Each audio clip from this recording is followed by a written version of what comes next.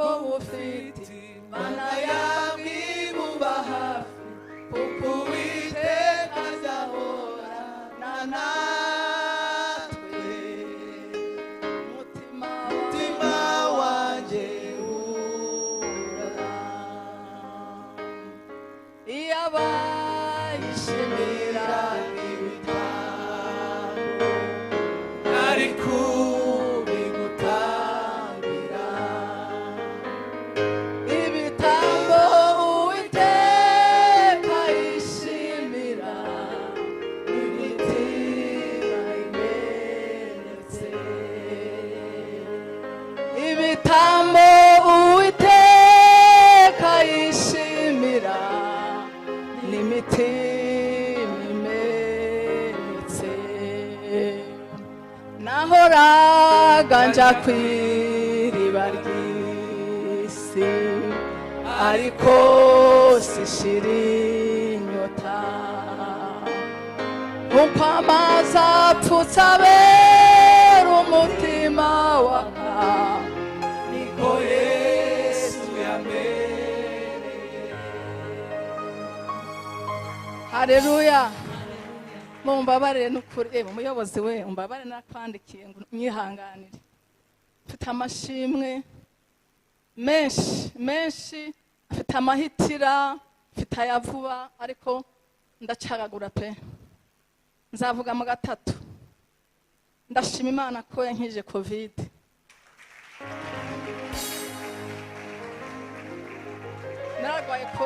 nararwaye covid pe irahari bana banje irahari yarankubise kabisa pe nimba ariyo nimba atariyo ariko nararwaye nagiye mu bitaro kabiri nagiye ubwa mbere mara iminsi 2 ubwa kabiri mara iminsi 3 ariko icyo nshaka kubabwira nuko covid yararangiye iyo minsi 5 bambwiye naripimishe nsanga nta virus mfite. Yesu ashimwe Yesu ahimbazwe. Nyuma y'iminsi 5 ndwara umutwe ndo nshaka kubabwira bene data bavandimwe bakristo narwaye umutwe nifuza kwiyahura ntabyo navuze mama ntabyo namubwiye Imana imbabarire ndiheba numva ndiyanse numva ndiharurutse mu buzima bwanje numva ndiharutse birabaho umuntu ariharuruka umutwe urandya ndashya mu mutwe ndashya umusaya ndashya amatwi ndashya numva nje kwa muganga bampa imiti naciye muri scanner abaganga bavuze ibyabo nk'abaganga ibyo babona ariko ndababwira mu ijuru hari Imana. Haleluya haleluya mu ijuru hari Imana duha Imana icyubahiro. Ndashima mushumba wacu nguyu n'umwana wanje pe ndabivuga mu byuhe mu bireke n'umwana wanje n'umushumba wanje ubwo byumva nuko utabyumva nuko niko bimeze ndabivuga banyumva online baranyumva ndashima mushumba nguyu utamuzi mu mumenye niwe yankijije umutwe naramutakiye ndababwira nti mushumba ndahiye ndapfuye nk'umuvyeyi yarambwe ati hangane ntonda gusengera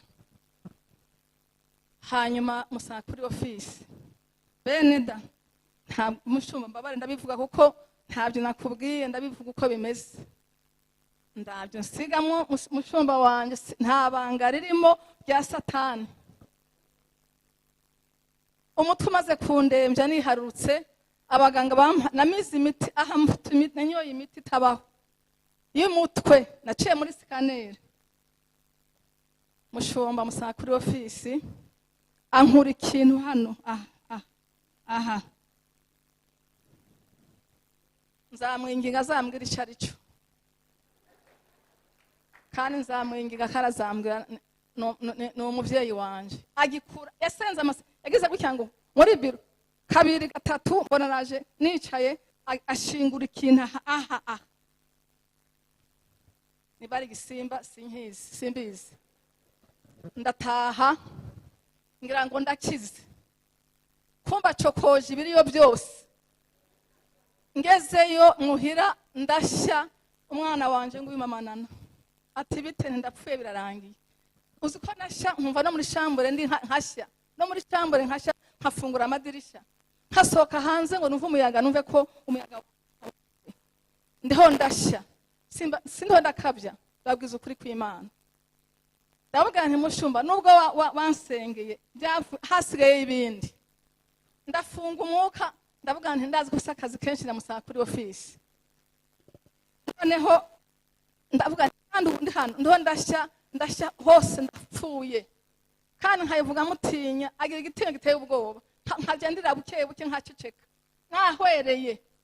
Amfata akanda aha ankuramo buro nimba ari ya moto, nimba ari imodoka, aha mu mitsi, kandi no hari hanyishe. Akuraho n'ikindi kintu kindi sinzi icyo ari cyo, nzamwinga azabimbarira ko mfite kiriyo ziterenze ubwenge. Aho ntwara buro mu mutwe wanje, buro amezi 2 nivuza, njya muri sikaneri n'imiti itabaho. Ankura buro ni buro, ushaka azambwira imwereke. Buro n'ikindi kintu ntazi cyari kimeze nk'umuhini. Aha mushumba, ndagushimira mushumba, ndeba hano, ndagushimira. Ndagushimira hamwe n'imyaka mfite, kuko uko numva ntabwo nta soni mfite. Yarantabaye mwana wanje, Imana iguha umugisha. Nari mfuye, mvuze buke nzabira hanyuma. Ikindi, Kazungu muri 2020, Kazungu aravuze ukuntu ajyama imuhira iwe agahwera mbere ya aza hano mu gatatu avuye Bujumbura. Kazungu twinjirana hariya muri biro kwa mushumba. Tugezeyo ntiyabwo ibyagwa, nta Kazungu yavuze ngo ngwaye ibi. Afata hamukuramo serenge igiye kwa muganga muzi. Kazungu ntiyasubiye kurwara ibyo bintu. Imana mu ijuru ihabwa icyubahiro. Iryo shimwe riratambutse. Ni mushumba uyu mukozi w'Imana, afite impano iteye ubwoba. Yemwe mumwubahe, yemwe nabo kuri online bamwubahe, babyumve. Yesu ashimwe cyane, Yesu ahimbazwe. Ndashima Imana. Ishimwe rya gatatu, ndashima ku Uganda Ndayizamba ntakiri hano, murabizi ko yagiye yakurikiye umudamu muri Canada. Ndashimana ko Imana yamushyire neza, ndashimana ko yamushoboje, kandi amasengesho yamushumba. Mushumba ndagushima. Imana iguha imigisha myinshi, Imana iguhaze kurama no kuramba, Imana iguha ibyiza.